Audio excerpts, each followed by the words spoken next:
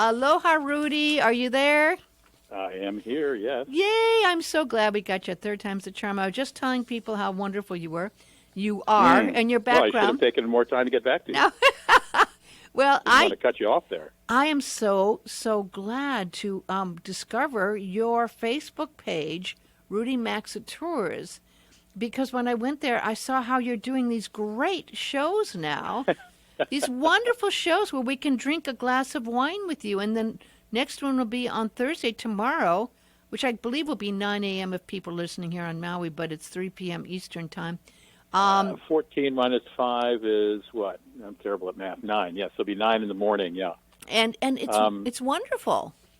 Well, if you go to my Instagram, well, or maybe, I don't know. I didn't post on the tour site. One of my assistants might have. But if you go to my Instagram page, which is Rudy Max, just type in Rudy Maxa or Sav Trav, short for Savvy Traveler, SAVTRV. You'll find a code there that you link to, and it gives you a pass to come on in. Yeah, and it's a participatory webcast. I started it 3 weeks ago because, as you know, because your station airs it, Robert and Mary and I do a weekend 2-hour show, and the interview segments are rather short. Yes. 7 minutes, maybe 5 minutes, maybe 4 minutes, maybe 6 minutes. And I had occasionally would have guests, or I know of people who would be good guests for longer. So in this hour, I start with opening a bottle of wine and spend about 3 minutes talking about where the wine's from and how you can travel through your mind by opening wine from another country, and can you taste what's in the wine that makes it distinctive and makes someone think of that country if they've been there. And then I have a guest on for about 25 minutes, and then I do a couple travel tips, and then I have another guest on. Philip Caputo is on, the author who wrote Rumor of War, the book that won all kinds of awards and became a movie and a series. I'm having him on tomorrow. But my first guest is, and we're talking about a book that he wrote back when the Tea Party was being formed, and the country was there was really a lot of political, it was really divided, the country. And so Phil Caputo decided to drive from Key West to the Arctic Ocean in Alaska, the Arctic Sea in Alaska, to find out what actually holds America together despite this polarization.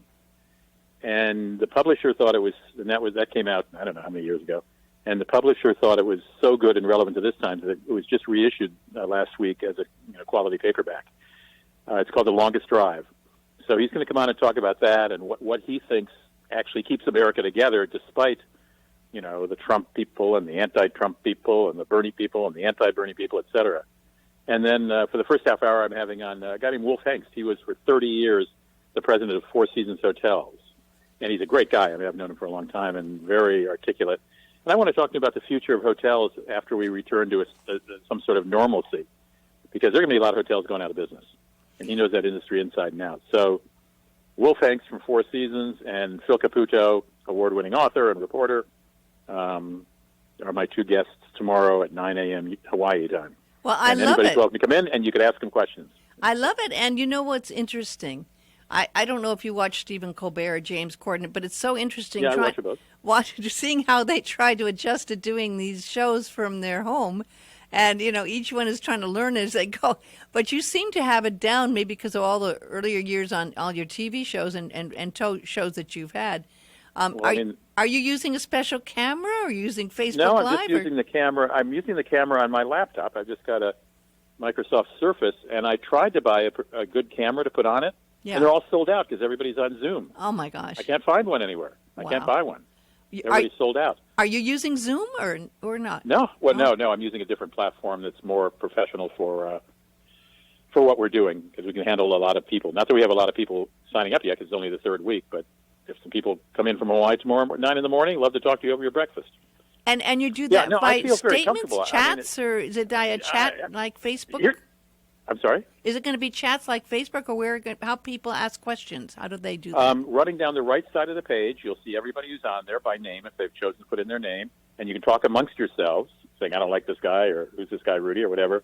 But you can also say, hey, Wolf, what about, is Marriott going to survive, or whatever. Wow. That sort of thing. That's I like that. He'll see the questions, or I can point him to him. And I think the problem with the late night guys, I've been watching, is their opening monologues don't work Don't well work without without an to laugh. audience. Absolutely right, Rudy. Oh, it's so awkward. They kind of pause waiting for applause, and it doesn't Yeah, work. they're used to it, right? Yeah. So I'm not a stand-up comedian, fortunately, so I don't have to do a monologue. Uh-huh. So I'm perfectly comfortable. I can talk for hours, as you can tell, because Yeah. I'm talking all over you here, obviously. So it's very comfortable for me, and I love having an interesting guest for 20 or 25 minutes, and love the chance for the audience to ask questions as well. So there it is. It's called I Was Just Thinking is the name of the show. I guess I don't know what we call it. We call it a webcast is what it's called. Yeah. And it's called I Was Just Thinking with Rudy Maxa. So if you go to my Instagram page, just type in Rudy Maxa, join my Instagram page, and you'll see right there, the last post I made was the bit.ly code for, all you've got to do is type that code in your URL line, and it'll give you a pass to come in. Well, and it's free, obviously. Just so you know, because I'm old school like Facebook, there's a link on your Facebook Rudy Maxa Tours thing. You just click and you go right there, and it shows right up. Good.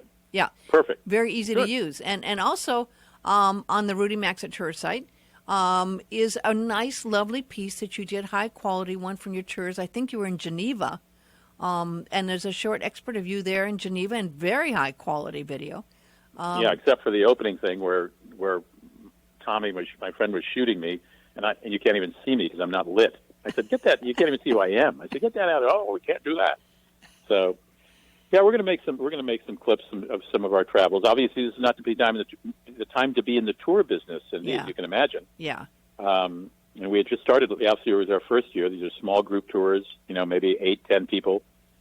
Fairly upscale, all 4- and 5-star hotels, every meal included, which no other tour company does. You're never in a bus.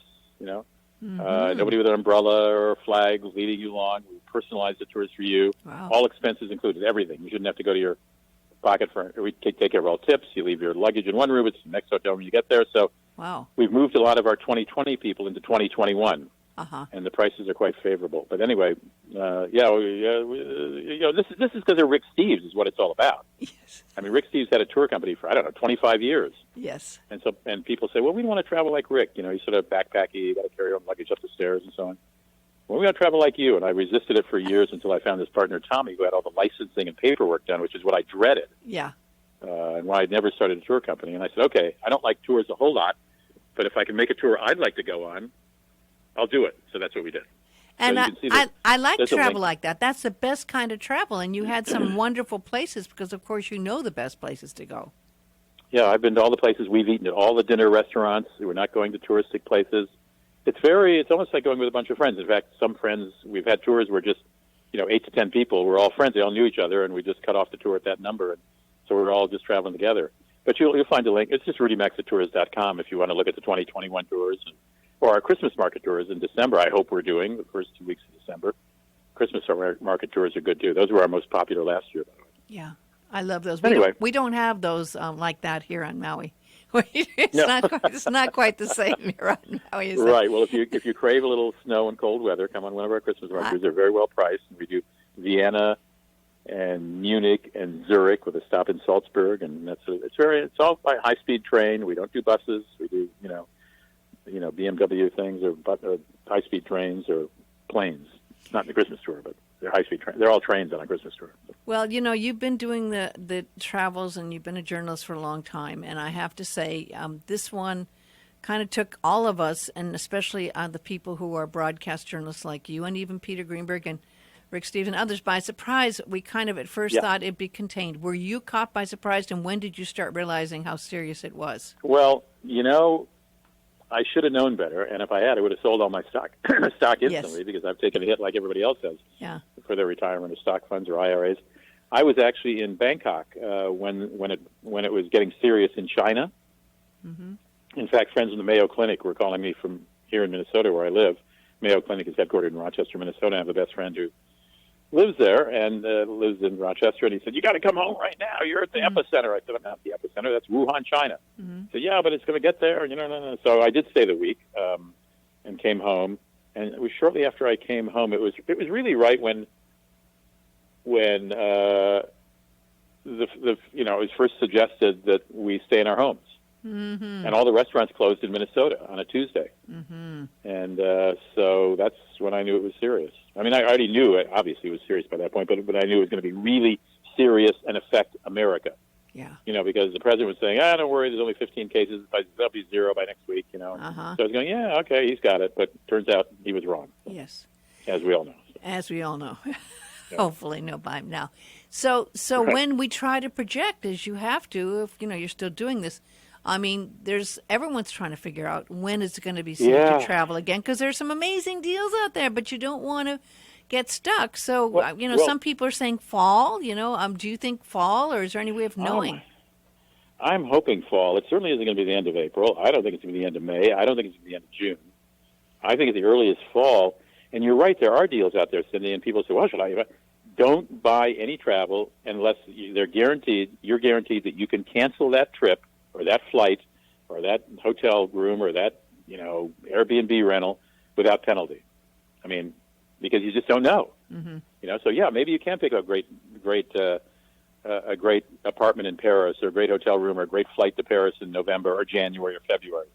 But make sure it's cancelable in case because we just don't know. We don't know. Well, and of course, tour insurance, everyone has and knows that you can't just get the regular tour insurance. You have to, is it cancel for any reason? Is that what it's called, the tour? Yes, you have to cancel. And most travel insurance does not allow for that, as many people found out to their regret recently. Yeah. But yes, you want to make sure there's a cancel for any reason. In other words, you just call them up and say, I don't feel like going to Paris in January. So give me my money back. But cancel my reservation. Do you have any idea if they raise their prices? Part of me thought, well, with everything going on, it's probably more expensive to get that insurance now. I don't know. I haven't priced it. I've never had that kind of insurance ever. I didn't know it existed, frankly. Yeah. And I think they're just sort of adding that on. I'm sure it's more expensive, yes. Yeah. I had it once or twice when I was traveling to areas in China and other places, and it was more expensive, but for the peace of mind you get, But now it's critical. I mean, if you're going to be. Did you have the cancel for any reason part of it? Yes. Yeah. Oh, really? It was about 35 to 40% more expensive. Wow, But it was worth it. If you have any health concerns or anything like that, or if anything's going on, or there are weather issues, whatever. Nowadays, there's many more reasons to have cancel for any reason. But a company called MedJet Assist was my corporate underwriter for years in my TV show, and even though we haven't done any business together for 10 years probably, they still give anybody who uses my last name as a code online or when they call to buy it. They get 10% off. Well, that MedJet Assist is Max, good. And I got 10% off. It's a good thing. It's a very good thing. And there, where you are, long lines in the grocery stores. Is it hard getting things here? We're having a lot of empty shelves. Are you having a difficult time? No. Oh, good. No, there was a toilet paper thing, of course, but I went to Costco a week ago, and they had tons of toilet paper, though they didn't want to buy. You could only buy one package, or one package was like 30 rolls. Oh, send it to Maui and put it on eBay. We don't have it here. We don't have it here. We're running out of Costco. It's empty shelves. Yeah. Yeah. Well, they were empty for a while too. Now, I didn't look. I just got back from a grocery store about a half an hour ago, and I did not look for toilet paper because I didn't need it. But there certainly is nothing else. I mean, I can't find any Clorox wipes or any of that. But other than that, everything's well stocked here. But I also live in downtown St. Paul, Minnesota, which doesn't have a huge downtown population, and it's a very good grocery store. So there aren't many people in shopping there, which is good. That's very good for all kinds of reasons, obviously. No, we have no shortages. I have to say, we mentioned Rick Steves earlier. I just saw he posted him in his living room playing piano. So I mean, I know. So we're reaching different ways of being intimate with people. And I have to say, when I looked at your video and you shared a glass of wine, that's the thing we understand. Well, let's share a glass of wine together. And no one had done that. People are doing different things, but I thought that was a lovely touch. Well, thank you. I don't know that I want to suggest people in Hawaii have a glass of wine at 9 tomorrow morning with me, but if you'd like to, hey, it's 2 in the afternoon here in St. Paul, so I'm going to have a glass of wine. Please join me. Pretend you're in St. Paul. Yeah, it's nice. I do like the intimacy of this, and you'll see my living room when I'm. You see Rick Steves' living room. Now you can see my living room, or part of it anyway. I just have to say, liquor sales are up here on Maui. I understand they're up everywhere. I was so surprised when state government said, you can go to grocery stores, pharmacies, banks, post offices, and liquor stores. I was like, oh my gosh, that was surprised to me. Yeah, so I appreciate your long form, and I really get it because like you say, and I get that you love. You don't get my newsletter, do you, Cindy? No, I haven't. I have to. I don't know how I missed that, but I want to get that. Well, you missed it because it's very erratic. Although now I'm going to try to do it every Thursday, And all you have to do is go to maxatours.com, and if you scroll all the way to the bottom of the screen, you'll see a place to sign up. And it's very personal and very chatty. It's not selling tours. It's not about tours, even though it's on the Rudy Maxa, the Maxa Tours website. Just go to maxatours.com, scroll down, just fill in your name and your address, and your email address, sorry, and I'll send it out. And it's got a lot of gossipy stuff about travel. If it were a different time, I'd be telling you my favorite restaurants in L.A. or in New York, Washington, or Paris or whatever. But now it's just sort of newsy, informational, gossip, weird facts. It's a fun newsletter, I think. You'll hear my voice in it because, I play at radio and TV. I'm primarily a magazine writer, so a newspaper reporter. So. Well, Rudy Maxa Tours, Instagram, Facebook, Just online. Yeah. And I'm everywhere. Everywhere. And in your kitchen tomorrow morning, maybe. Yes, right, having a drink with Rudy. Well, I thank you for taking the time to call in, Rudy. I love what you do. Stay healthy and stay happy. I will, and you too, and to all your listeners, and thanks for having the show on your station, and thanks for having listeners listening to us. I think that. We'll all try to stay well. And until next time, aloha.